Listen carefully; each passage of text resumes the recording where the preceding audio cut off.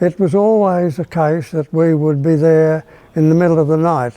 We would take off from the edge of Western Australia down there near Broome, Yampi Sound.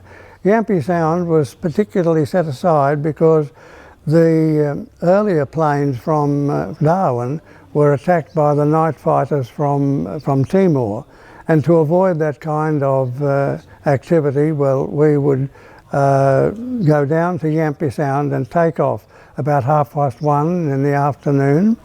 After that, we would fly from Yampi Sound, usually up through the Indonesian islands, particularly to this place Balikpapan.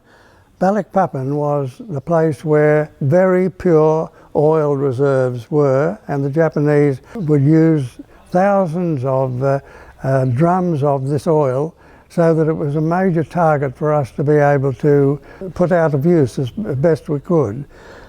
We would go in and were given a specific part in the harbour where the mine was to be laid, and would come to that particular area, count down the seconds as we got towards the point, and drop them from 200 feet, and then make our way away from that harbour.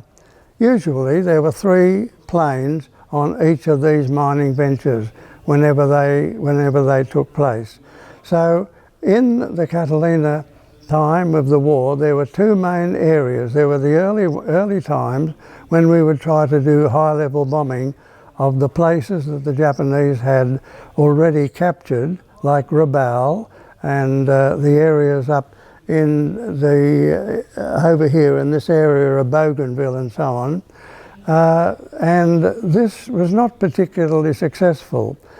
About the middle of 1943, April 43, a young sailor came back to Australia. Palgrave Carr was his name. He'd been a specialist in understanding mines in England, and he and several other of the sea captains decided to work out a program whereby we could plant these mines one after the other, night after night, to slow down the Japanese supply lines.